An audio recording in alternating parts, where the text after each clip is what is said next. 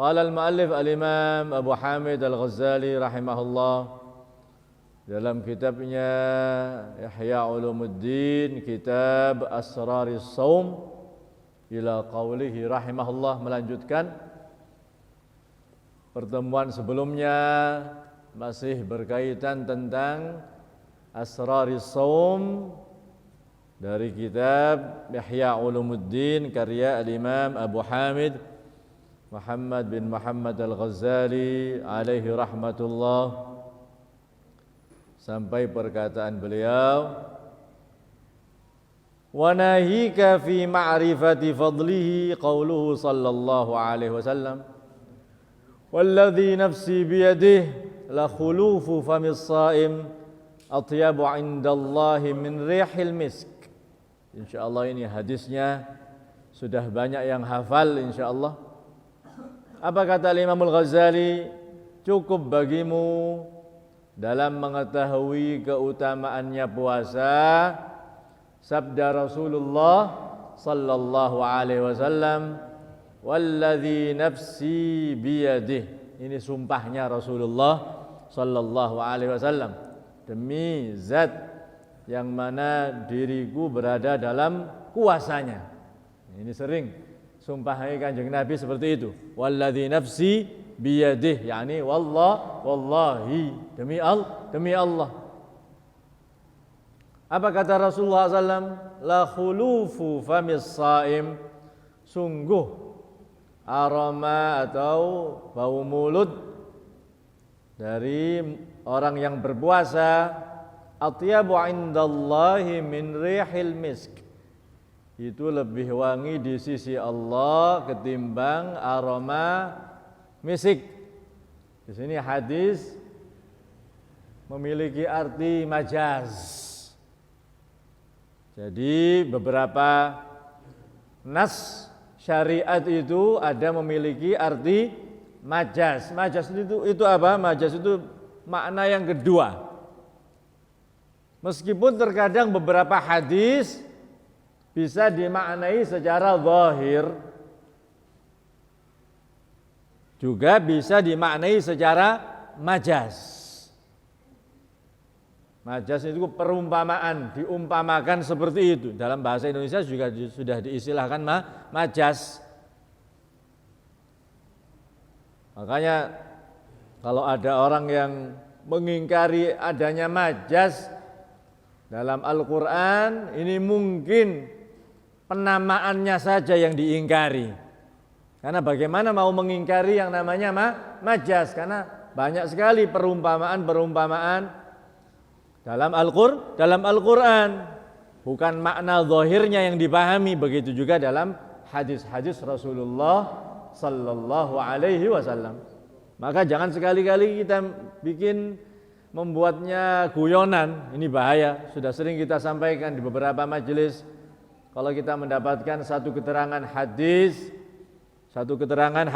hadis yang zahirnya misalnya sulit untuk dipahami, meskipun sebetulnya bisa dipahami secara zahir, tapi kadang-kadang untuk lebih dipahami ditarik kepada arti majaz. Jangan sekali-kali dibuat main-main. Ini bahaya. Takutnya kesannya apa? Memain-mainkan hadis Rasulullah sallallahu alaihi wasallam. Seperti disebutkan dulu, diceritakan oleh sebagian masyayikh ketika disebutkan bahwasanya innal malaikata la tadau ajnihataha li talibil ilmi ridhan bima yasna. Sesungguhnya malaikat itu meletakkan sayapnya untuk pelajar ilmu karena ridha, karena senang dengan apa yang ia perbuat. Ini mungkin saja diartikan secara zahir, kita tidak mengerti hakikatnya bagaimana. Juga bisa diartikan secara majaz, menunjukkan ridhonya malaikat, istighfarnya malaikat. Jangan dibikin guyon. Pernah kejadian seperti itu diceritakan oleh sebagian masyayikh. Dikai guyon, oh iku lho, ya ojo mblayu-mblayu. Jangan lari-lari.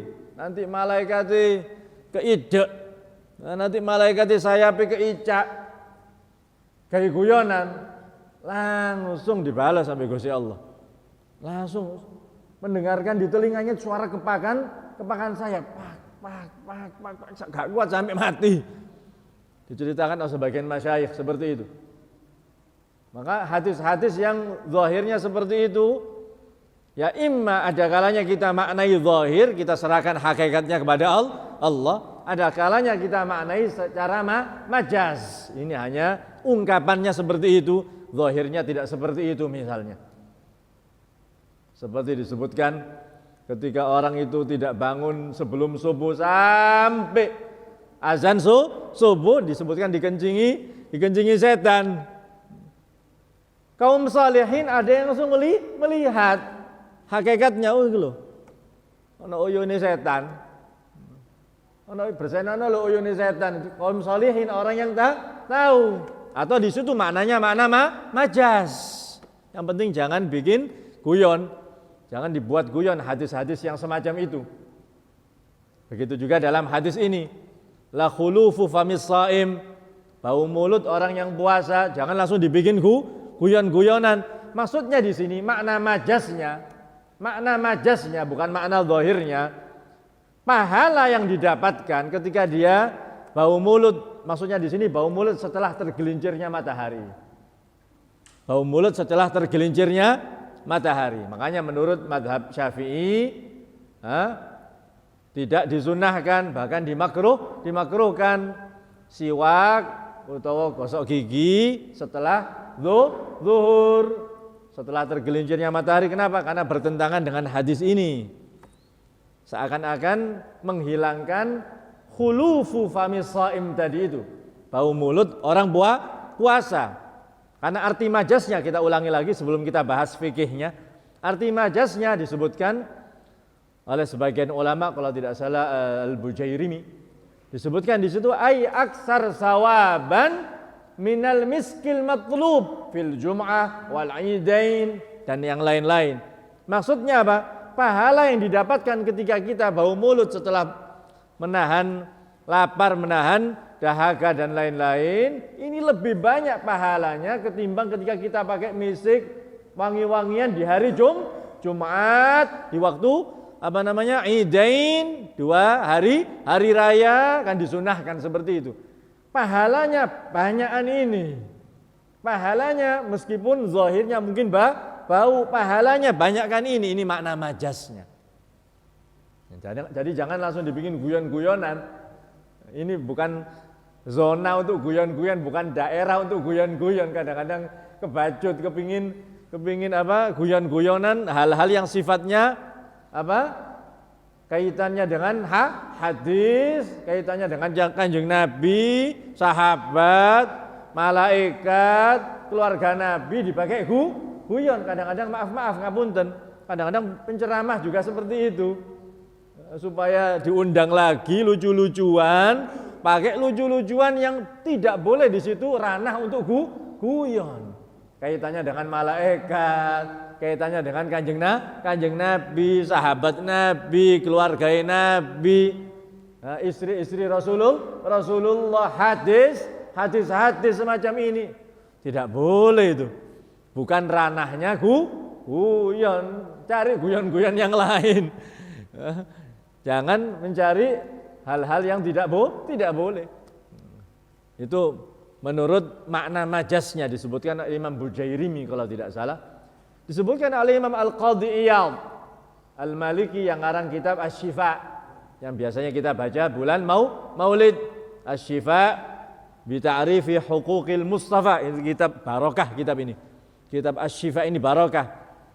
Namanya saja Asy-Syifa, kesembuhan. Namanya saja kesembuhan. Bahkan kitab ini barokah karena isinya menceritakan hal ihwal Kanjeng Nabi, hal ihwal Rasulullah sallallahu alaihi wasallam. Ini kitab Asy-Syifa lil Qadhi Iyad. Qadhi Iyad, kita tidak membahas tentang syifanya. Qadhi Iyad menyebutkan perihal hadis ini. Maksudnya apa? Bau misiknya itu nanti ketika di akhirat. Bau misiknya itu betul-betul zahir ketika di di akhirat. Itu di antara arti hadis ini. Dan arti-arti yang lain yang penting bukan ranahnya guyon-guyon sebagaimana hadis-hadis yang lain, sabda-sabda Rasulullah sallallahu alaihi wasallam. Disamakan dengan darahnya orang yang syahid. Nah, makanya orang yang syahid, syahid dunia akhirat, bukan syahid akhirat saja, syahid dalam peperangan jihad fi sabilillah, jihad temenan, bukan jihad-jihatan kayak saiki. Jihad temenan, bukan ngebom instansi, bukan ngebom fasilitas umum. Ini gak jelas iki jihad apa. Bukan jihad itu mati sangit itu. Jihad temenan yang kita kenang kemarin perang Badar. Sahabat-sahabat yang ikut serta bersama Rasulullah SAW yang kemarin kita singgung di minggu kemarin perihal syuhada'u Badar, syuhada'u Uhud, syuhada yang lain.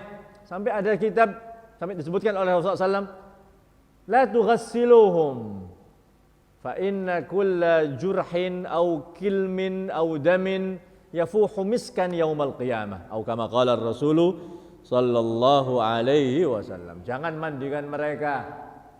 Kenapa? Karena setiap luka, setiap darah nanti akan semerbak misik di hari kiamat, kata Rasulullah sallallahu alaihi wasallam. Disebutkan seperti itu. Sama, dikiaskan seperti itu. Sebagaimana aroma bau orang puasa juga tidak dihilangkan dengan siwak atau gosok gigi, sebagaimana darahnya orang yang syahid menjadi saksi nanti dan berbau misik di hari kiamat. Bahkan jangan di hari kiamat, di dunia seringkali ditampakkan oleh Allah. Ada kitab judulnya Ayatul Rahman fi Jihadil Afghan. Tanda-tanda kebesaran Allah di saat mujahidin tahun 80-an Afghanistan. Tahun 80-an jihad di Afghanistan. Itu disebutkan banyak karamah-karamah yang ditampakkan oleh Allah Subhanahu wa taala. Karamah yang ditampakkan oleh Allah bagi para syuhada di Afghanistan tahun 80-an.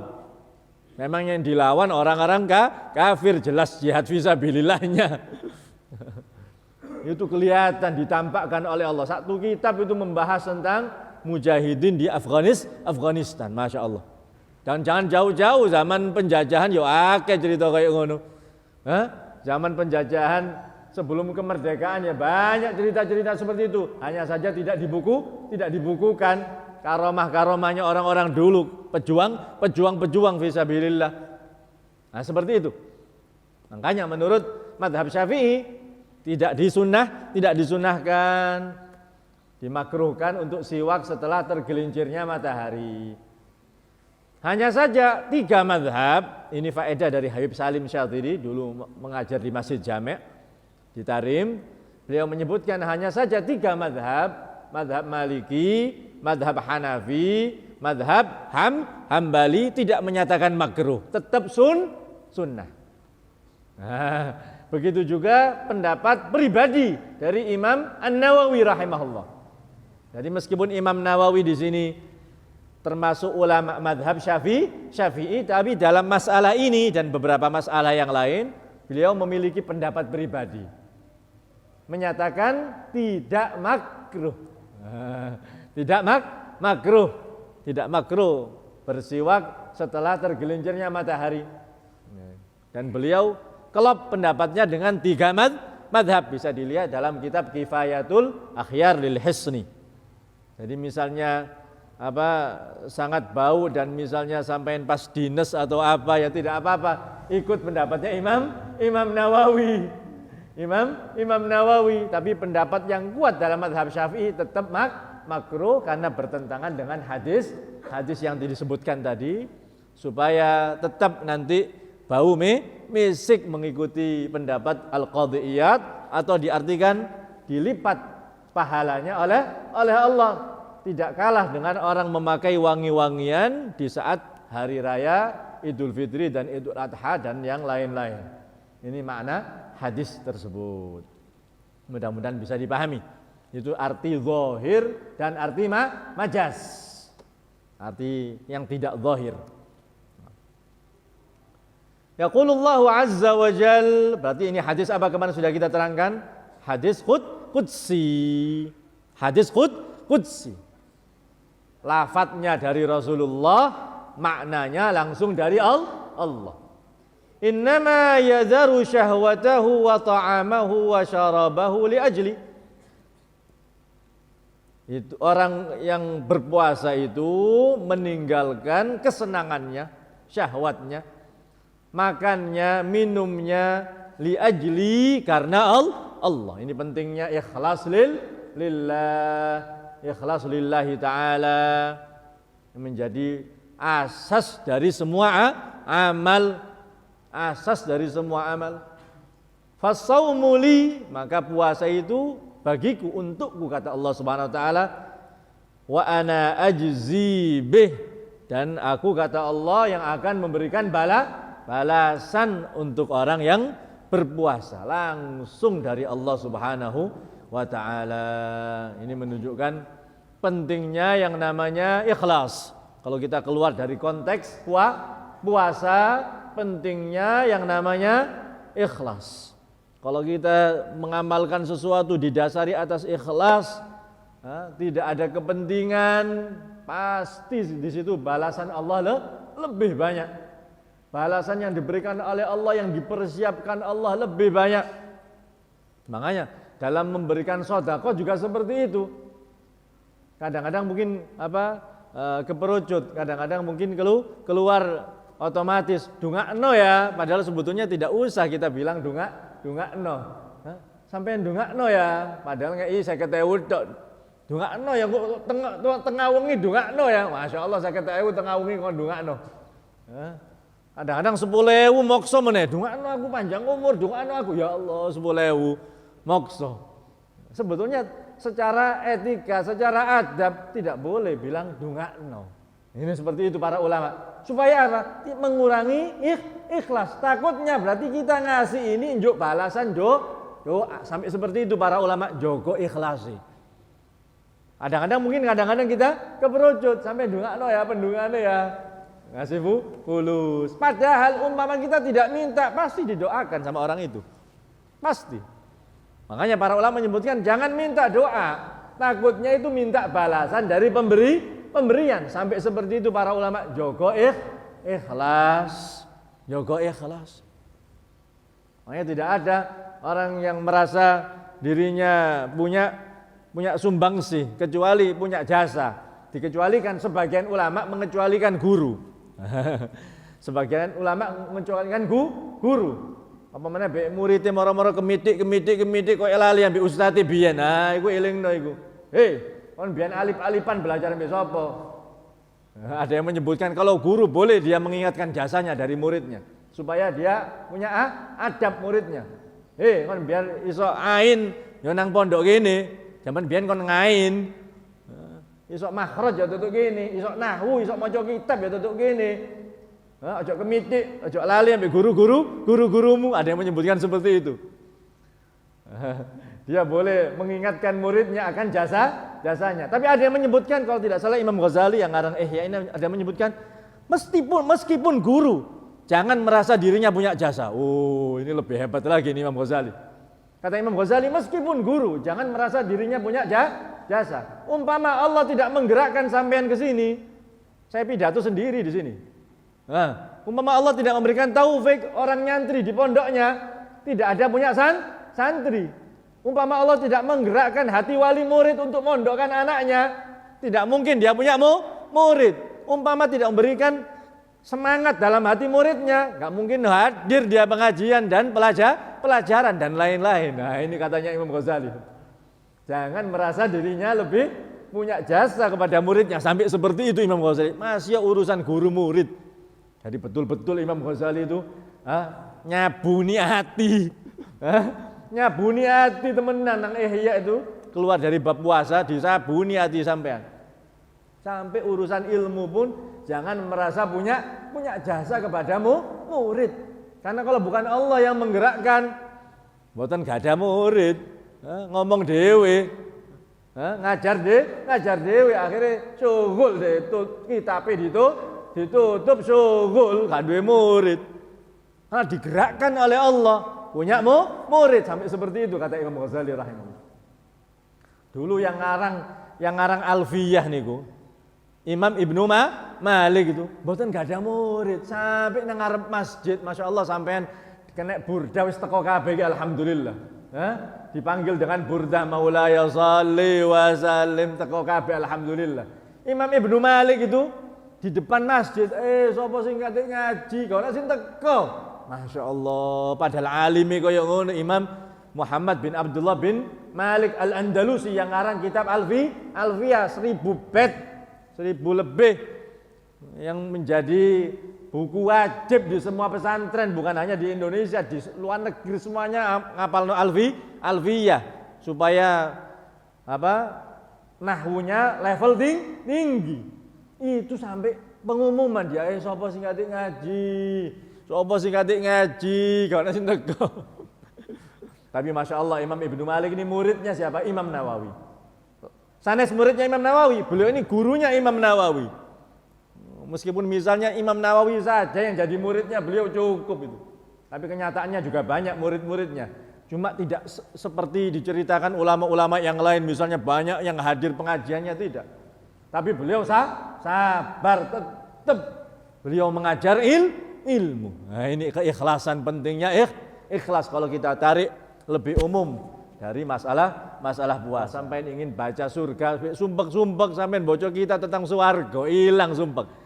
Kalau kemarin kita berikan resep eling Kanjeng Nabi, baca hadis, ada juga di antara kiat-kiat yang menghilangkan sumpek, baca kitab tentang surga Allah. Judulnya Mala Ainun Ra'at, termasuk karya Abu Yazid Muhammad bin Alawi Al-Maliki rahimahullah. Wallahu alam sudah diterjemahkan atau belum? Judulnya Mala Ainun Ra'at, tidak terlalu tebal. Itu cerita tentang surga semua. Sampeyan sumpek-sumpek sampeyan bocah ya Allah engko nang swarga insyaallah engko nang swarga balesane Gusti Allah. Nggih. Mugi-mugi kita termasuk orang-orang yang termaktub min ahlil jannah. Amin. Allahumma amin. Sebutkan di jibah itu sulusun yadkhulunal jannata bighairi hisab. Disebutkan mala ainun ra'at, yang tidak pernah dipandang oleh mata.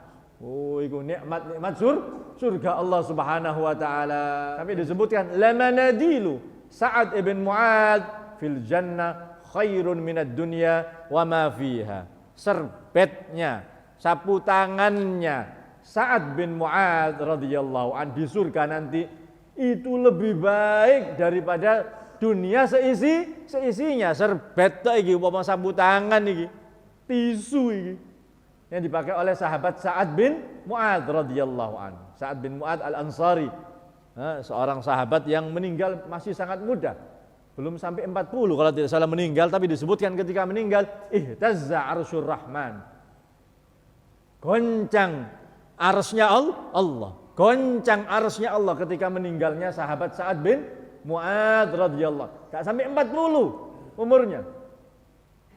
Apalagi disebutkan jarak antara beliau dengan masuk Islam kira-kira 7 tahunan kalau tidak salah. Makanya semuanya tidak dihitung jarak, tidak dihitung umur. Bagaimana kesungguhan kita, sidiknya kita. Kita ajak setahun, 2 tahun, ternyata itu yang membuat kebahagiaan kita dunia akhirat.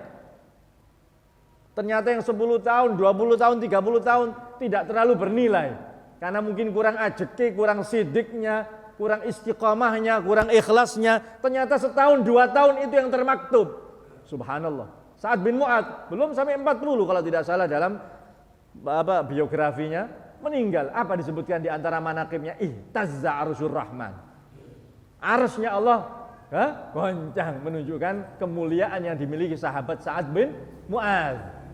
Sa'ad bin Mu'adz radhiyallahu anhu wa arda. Ada Sa'ad bin Mu'adz, ada Sa'ad bin Ubadah, ada Sa'ad bin Abi Waqqas dan lain-lain termasuk sahabat-sahabat Rasulullah sallallahu alaihi wasallam.